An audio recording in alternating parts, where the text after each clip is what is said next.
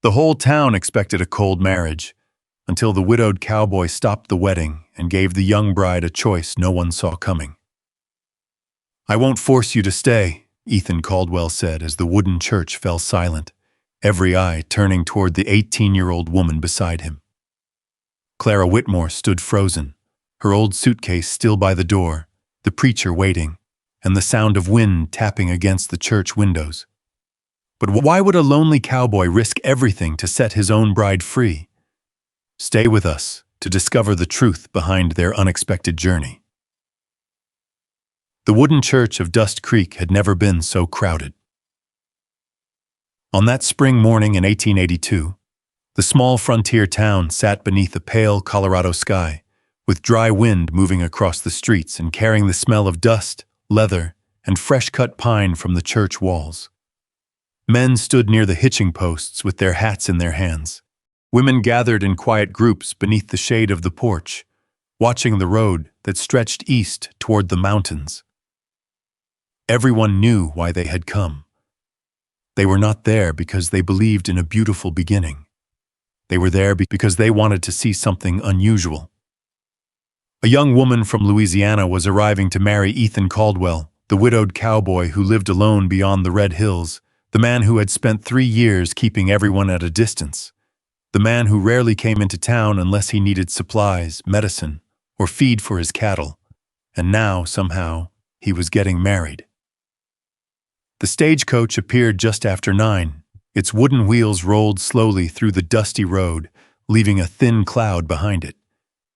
The horses stopped in front of the church, their breath rising softly in the cool morning air. The door opened. Clara Whitmore stepped down. She was 18 years old, carrying a worn leather suitcase with one hand and holding the edge of her faded blue dress with the other. The journey from Louisiana had taken weeks. The road had been long, the nights uncomfortable, and the only thing she owned that still felt familiar was the small wooden box inside her suitcase holding a few letters from home. She stood still for a moment, not because she was lost, because she knew every person watching her had already decided who she was. Clara lowered her eyes briefly, then lifted them again. She had learned a long time ago that surviving meant standing steady even when the world expected her to disappear. Near the church steps stood Ethan Caldwell. He was taller than she expected. His dark coat was clean but simple. His boots carried the marks of years spent riding through rough country. A weathered hat covered part of his face, but Clara could see the quiet exhaustion in his eyes. People in Dust Creek often said Ethan looked like a man who had forgotten how to smile. They were not entirely wrong. 3 years earlier, Ethan had buried his wife after a sickness swept through the valley. After that, the house on the Caldwell ranch became a place of silence. The kitchen table had one chair that was always empty. The porch had no footsteps except his own. He had not been looking for another wife. Not until his uncle, the man who had helped him build the ranch, made one final request before passing away. "Don't let that house become a grave, Ethan." Those words had stayed with him, so when Clara arrived, he did not see a dream. He saw a responsibility, and Clara knew it. The whispers followed her as she walked toward the church. Some people looked away quickly when she noticed them. Others did not bother hiding their curiosity. She kept walking, one step, then another. Inside the church, the wooden benches creaked beneath the weight of the townspeople. Sunlight came through the small windows, falling across the floorboards and the simple flowers placed near the altar. Clara stood beside Ethan. The distance between them felt larger than the entire valley. The preacher opened the worn Bible in his hands. "Today, we gather for the joining of Ethan Caldwell and Clara Whitmore." Clara listened carefully. She had imagined many versions of this moment during the journey west. Most of them ended with loneliness. She expected a husband who saw her as an obligation, a home where she would always feel like a stranger, a life where she would be grateful simply because someone allowed her to stay. Ethan remained silent beside her. His hands were still, His face revealed nothing. The preacher continued. Then came the moment everyone had been waiting for. "Ethan Caldwell," the preacher said, looking up from the page, "do you take Clara Whitmore to be your lawful wife?" The church became completely quiet. Clara prepared herself. She expected two simple words. "I do." Words without warmth. Words spoken because they had to be. But Ethan did not answer immediately. Instead, he turned toward her. For the first time that morning, he looked directly into her eyes, not past her, not through her, at her. His voice was low, but every person in the church heard it. "Before I answer," Ethan said, "there is something she deserves to know." A few people shifted in their seats. Clara looked at him, confused. Ethan continued, "If you want to go back, I won't stop you." The church froze. A murmur moved through the room like wind through dry grass. Clara stared at him.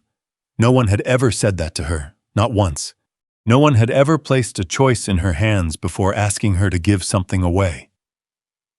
Ethan's expression remained calm. "You don't owe me a marriage because people brought you here," he said quietly. "And you don't have to stay somewhere you don't choose." For a moment, Clara forgot about the people watching. She forgot about the whispers outside. She only saw the man standing beside her. A man she barely knew. A man who had every reason to accept this arrangement without question. Yet he had just given her the one thing she had never been given, a choice. The preacher waited. The entire town waited. Clara looked at Ethan Caldwell, trying to understand the mystery behind the quiet cowboy who had just shocked everyone in Dust Creek. And for the first time since arriving in the West, she was not asking herself how she would survive. She was asking something else. Who was this man?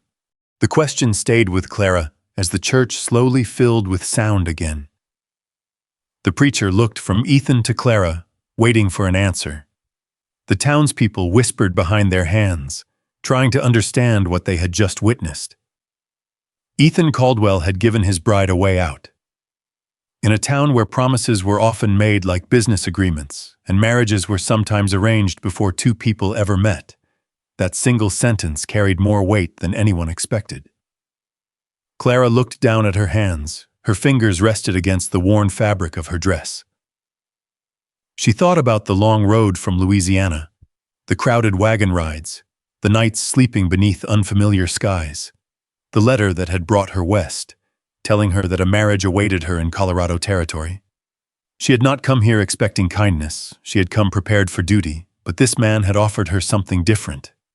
A choice. Slowly, Clara lifted her eyes.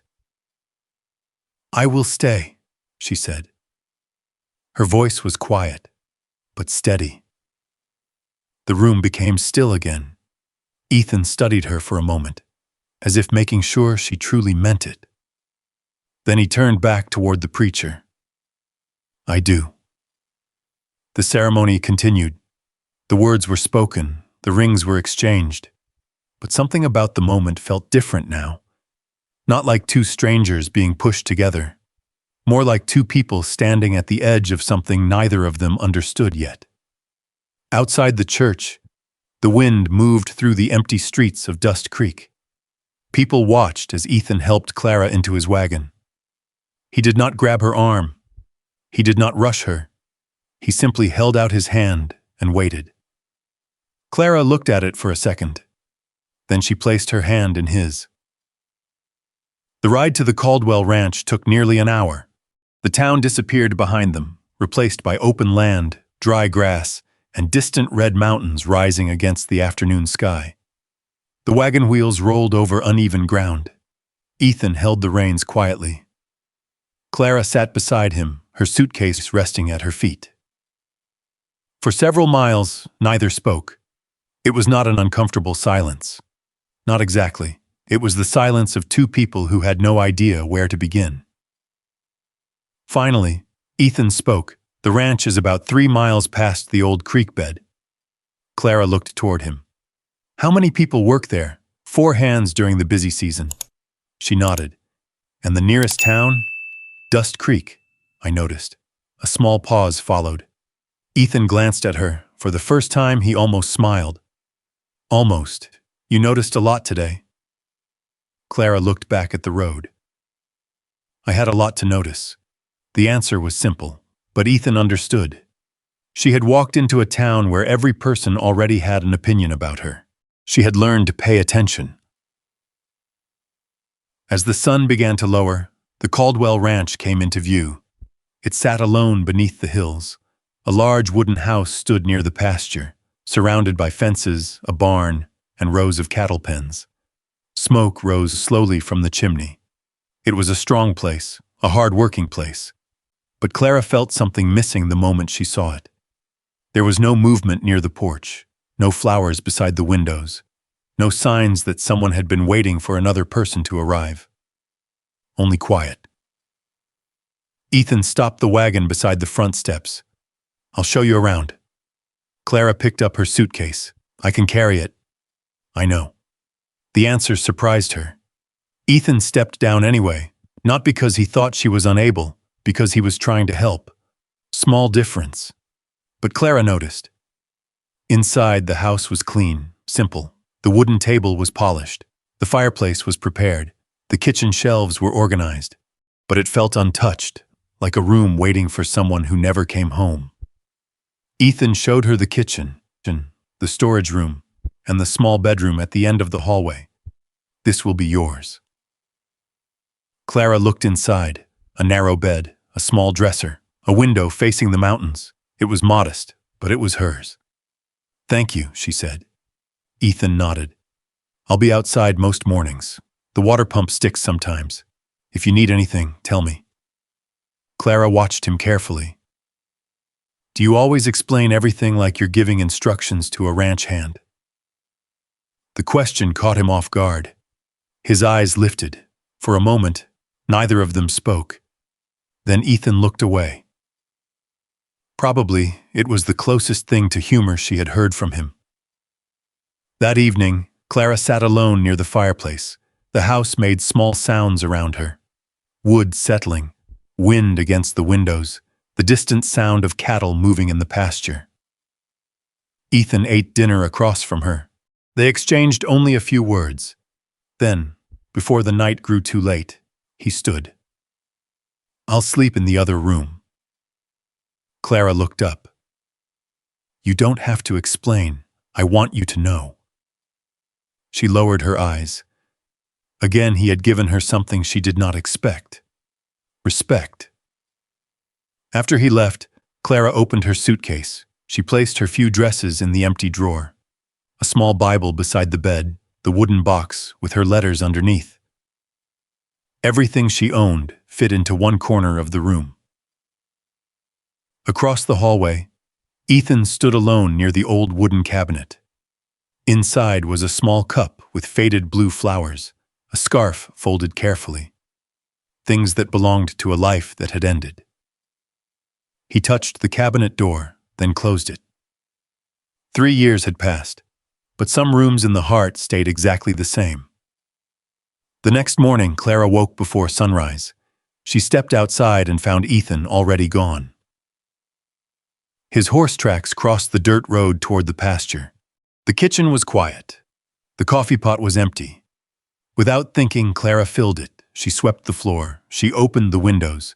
She placed a small cloth over the table, not because anyone asked her, not because she was trying to prove anything, because a house should feel lived in. When Ethan returned near noon, he stopped at the doorway. The change was small, almost invisible. A clean table, fresh water near the stove, the faint smell of bread warming in the kitchen. Clara turned. You can leave things where they are if you prefer. Ethan looked around, then back at her. I didn't say that. No. A quiet moment passed. You didn't. That night, for the first time in years, the Caldwell ranch had 2 cups beside the coffee pot, but Ethan still carried a piece of the past with him. And Clara would soon discover that some memories were harder to share a home with than any stranger. The days at the Caldwell ranch settled into a quiet rhythm. Morning came early beneath the Colorado sky. Before the sun reached the top of the red hills, Ethan was already outside checking fences, feeding horses, and walking the edge of his cattle fields. Clara would wake to the sound of boots crossing the porch and the creak of the barn door opening. At first, they moved around each other carefully, like two people sharing the same room but living in separate worlds. Ethan was not cruel. That was what confused Clara most. He did not raise his voice. He did not treat her like a burden. He always left enough firewood near the door, always made sure the water barrel was full, always repaired anything that broke before she could ask. But kindness was not the same as closeness, and Clara could feel the distance between them. She noticed it most in the evenings. Ethan would sit by the fireplace with his coffee cup in his hand, staring into the flames. Sometimes he held a small envelope or a folded piece of paper that he quickly placed away whenever she entered the room. There were parts of him she could not reach, parts that belonged to someone else. Still, Clara began building a life of her own. She learned the layout of the ranch. She learned which gate needed a stronger latch, which horse disliked sudden movements, and which corner of the kitchen window let in the cold morning air. She planted vegetables behind the house where the soil was softer. She repaired an old curtain with thread she had brought from Louisiana. Small things, quiet things, things that made the ranch feel less like a place where she had arrived, and more like somewhere she could stand. Ethan noticed. He noticed the garden first. One afternoon, he returned from town with a small bag of supplies and stopped beside the fence. Of young plants stretched through the dirt. "You planted all this yourself?" Clara looked up from the ground. "Most of it." "Why?" She brushed the soil from her hands. "Because a house needs something growing around it." Ethan looked at the garden for a long moment. Then he nodded. He did not say much, but Clara saw the way his eyes stayed there. The Caldwell ranch had been quiet for a long time, and now something was beginning to return, not loudly, just enough to be noticed. But not everyone in Dust Creek welcomed the change. Walter Briggs did not. Walter owned one of the largest ranches on the other side of the valley. He had known Ethan for years, and he had never liked the idea of anyone changing the way Ethan lived, especially not Clara. At the Dust Creek General Store, Walter leaned against the counter while men gathered around the coffee stove. "Ethan Caldwell always had a good head for cattle," Walter said. "Never thought he'd let someone else decide how to run his home." Nobody answered. They knew Walter liked to stir trouble, but his words traveled. They always did. A few days later, Clara went into town for supplies. She carried a small list written on folded paper: flour, salt, lamp oil, a little sugar. Nothing more. At the general store, she waited quietly while the owner added up the cost. The bell above the door rang. Walter walked in. He looked at Clara, then at the receipt in her hand. Settling into ranch life, Clara turned. "I am." Walter gave a small nod. "That place has always been Ethan's." Clara folded the receipt carefully. "I know." The simple answer seemed to bother him. He expected an argument. Instead, she walked away. Outside the store, she heard a few whispers, not loud enough to confront, not quiet enough to ignore. Clara kept walking. She had heard people make decisions about her before. She knew the sound. That evening, Ethan returned earlier than usual. He found Clara sitting on the porch, repairing the torn edge of one of his work shirts. "You don't have to do that," he said. She looked up. "The shirt, the work." Clara smiled faintly. "I know." Ethan stood there. The answer stopped him, because she was not doing it because she had to. She was doing it because she cared. The next morning, Clara noticed something in Ethan's office. A stack of ranch records sat open on the desk. Numbers, supply costs, cattle counts, water reports. She had never seen so many papers connected to one place. She studied them carefully. Later that afternoon, She rode with Ethan to check the western pasture. The land looked different there. The grass was thinner. The ground was harder. Clara stopped her horse. Ethan. He looked back. What? She pointed toward the dry patches near the creek. How long has the water been running lower? Ethan frowned slightly. A while. And you've been moving the herd through here every season? He was quiet. Clara looked at the land, not accusing, just observing. This ground is tired.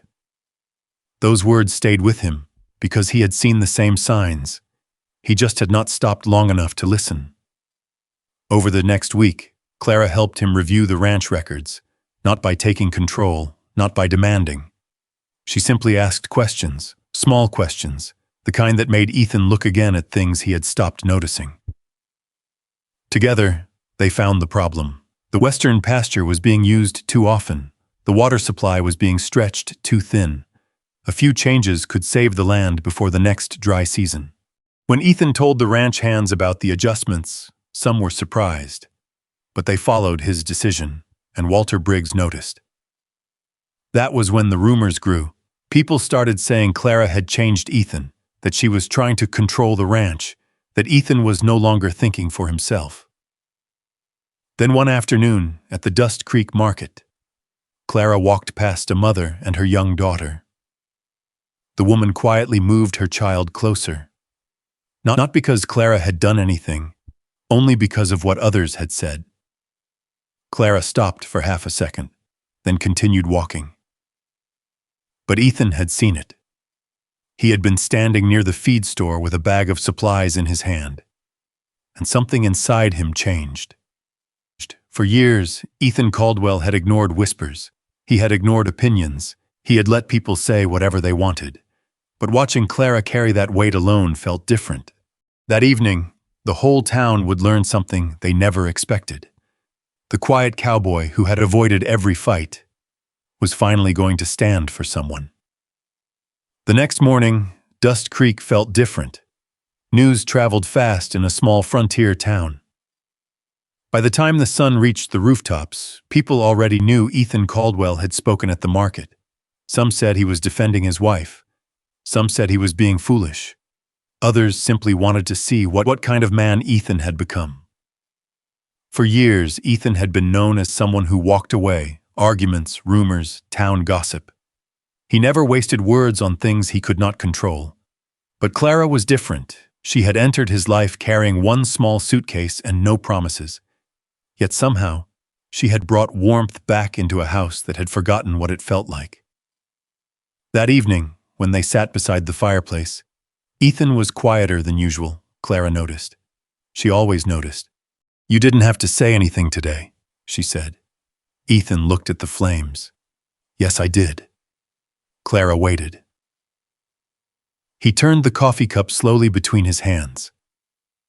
"When I saw people looking at you like you didn't belong."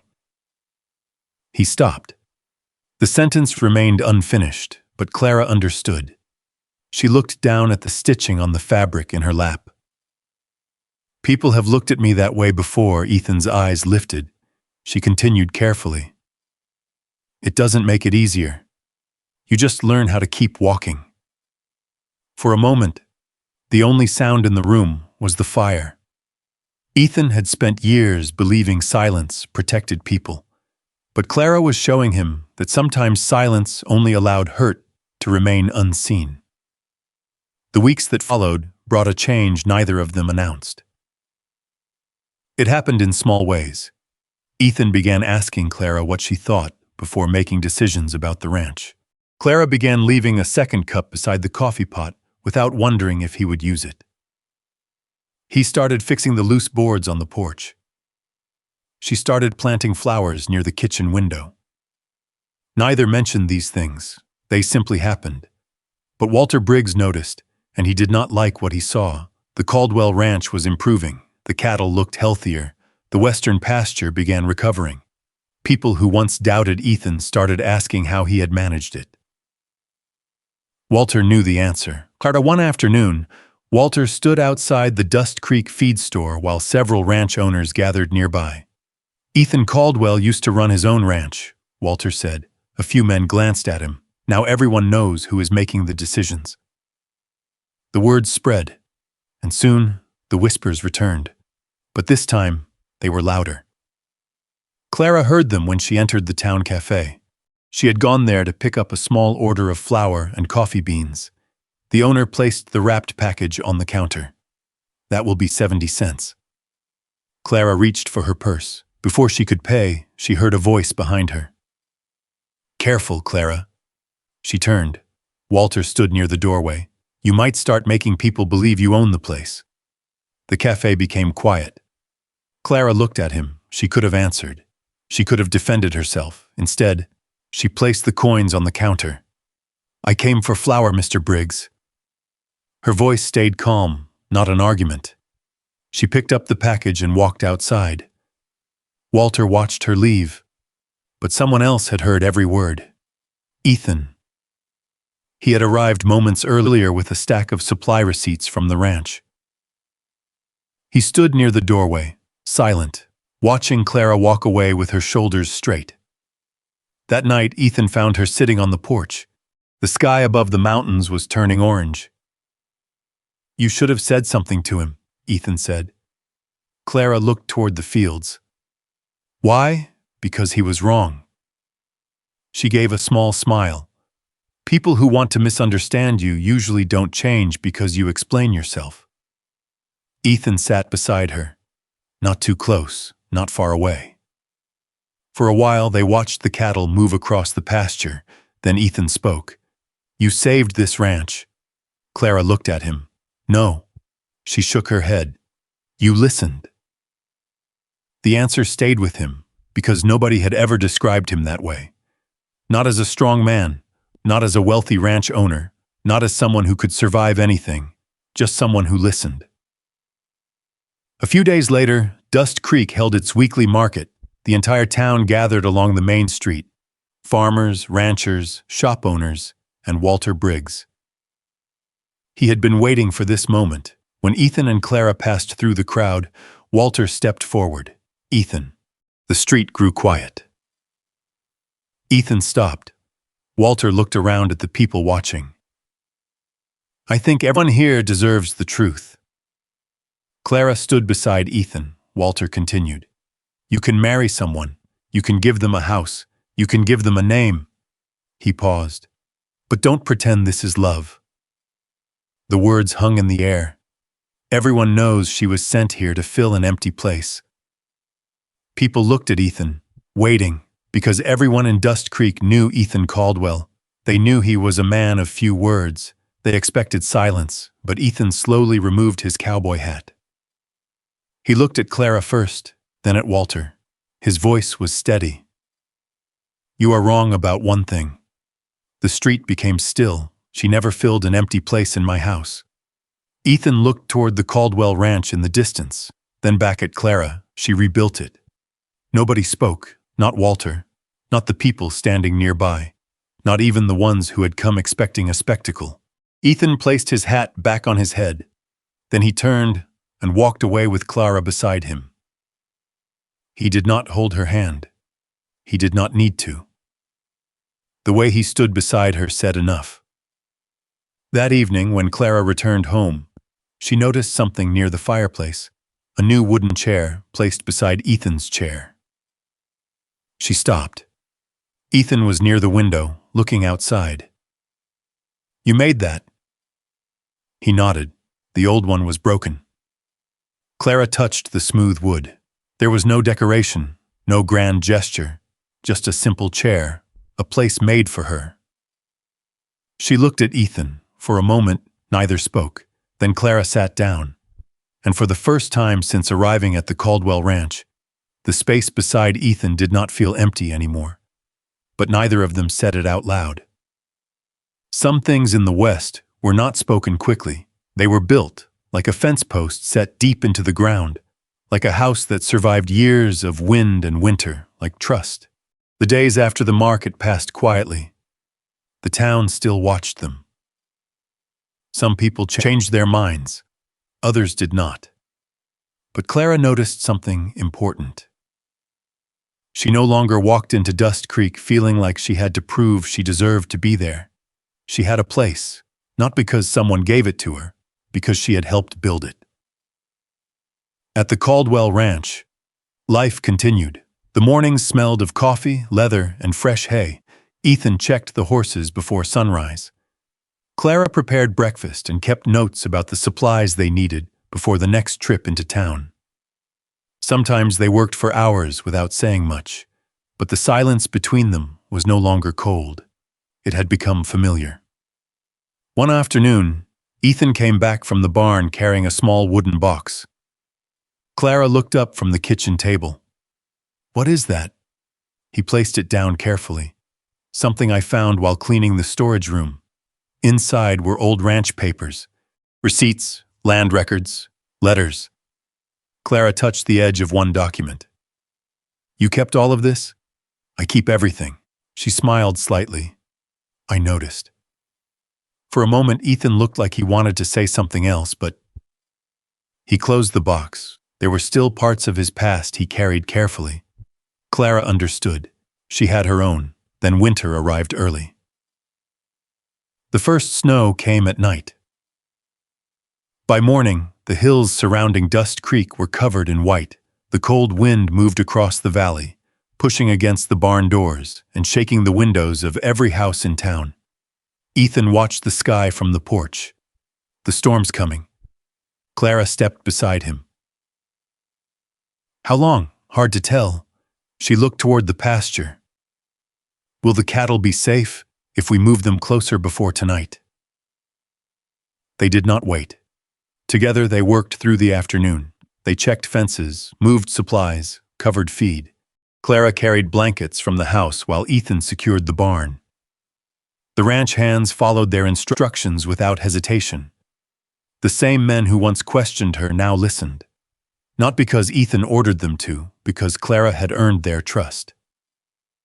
By evening, snow covered the road leading back to Dust Creek. The world became smaller. The house, the barn, the sound of wind. Inside, Clara placed 2 cups of coffee near the fireplace.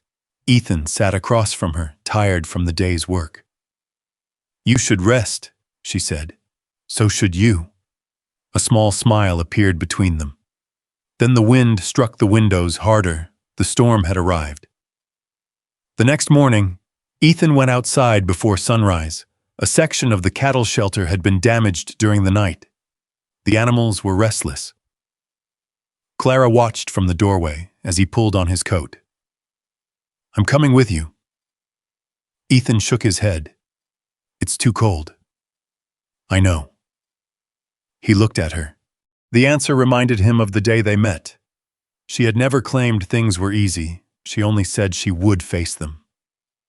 Hours passed. The snow grew heavier. Then a ranch hand came running toward the house. "Clara!" She stepped outside. "Ethan's hurt." The words froze the air around her. She did not panic. She did not waste time. She grabbed the medical supplies from the cabinet and followed him. They found Ethan near the barn. He was conscious, but exhausted. The storm had made everything harder. Getting him inside took time. The small clinic in Dust Creek was impossible to reach through the snow-covered road, so Clara cleaned the injury, kept him warm, and stayed beside him through the night. The same hands that had once arrived carrying only a suitcase were now the hands keeping his ranch together. For 2 days, Ethan remained in bed. The fever came and went. Clara managed the ranch. She checked the cattle. She counted supplies. She answered questions from workers. She stood in the office with Ethan's records spread across the desk. The woman who had once been introduced as a stranger was now the person everyone turned to. When Ethan finally opened his eyes clearly again, the first thing he saw was Clara sitting beside the window. Her hair was tied back, her sleeves were rolled up. A stack of ranch papers rested beside her. She looked tired, but steady. For a moment, Ethan simply watched. The girl who had arrived in Dust Creek with one suitcase was gone. In her place was a woman who had stood beside him when the whole world became difficult. But then, through the fever and exhaustion, Something happened, something Clara never wanted to hear. Ethan whispered a name. Not hers, his late wife's name. Clara became still. She looked at him. Ethan did not wake, he did not know, but she heard. And in that quiet room, with the storm pressing against the windows, Clara felt the distance she thought they had crossed return all at once. The next morning, Ethan woke to find something beside the front door, a small leather suitcase, the same suitcase Clara had carried from Louisiana. He looked toward the hallway. Clara? No answer. Then he saw her standing near the doorway. Her coat was already on. I think it's time for me to go. Ethan stared at her. The words seemed impossible. Why? Clara looked down for a moment, then back at him.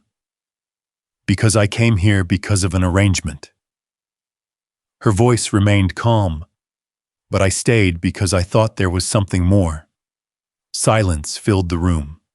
I don't want to live in a place where part of your heart is still waiting for someone else. For the first time in years, Ethan Caldwell looked afraid. Not of the storm, not of losing the ranch, of losing her. He stepped forward. Clara. She stopped. The woman I lost. His voice became quieter. She is part of my past. He looked at the suitcase, then at her. But you, a long pause. You are the person I am afraid to lose. The wind moved outside. The fire cracked softly, and Clara stood there holding the suitcase that had carried her away from one life, wondering if she was finally being asked to stay in another. For a moment, she was no longer standing in Ethan Caldwell's house. She was standing at the edge of every choice she had ever been forced to make. The road behind her carried the memories of a girl who had left home with uncertainty in her heart. The road ahead carried the possibility of a place where she was not simply accepted, but truly chosen. And maybe that is the question we all face at some point. If you were Clara, after giving so much of yourself to a place that once felt unfamiliar, would you have the courage to believe that you belonged there? Would you stay when love finally asked you to trust again? Clara and Ethan's story reminds us that healing does not always arrive with grand promises. Sometimes it comes quietly, through a person who listens, a hand that stays, and someone who sees the worth in us before we can see it ourselves. A second chance is not about forgetting the past. It is about finding someone willing to walk beside us while we carry it. What would you have done if you were in Clara's place? Share your thoughts in the comments. And if stories of love, courage, and the unexpected moments that bring people back to life are the kind of stories you enjoy, consider subscribing. There are many more heartfelt journeys, hidden secrets, and unforgettable human stories waiting for you in the videos ahead.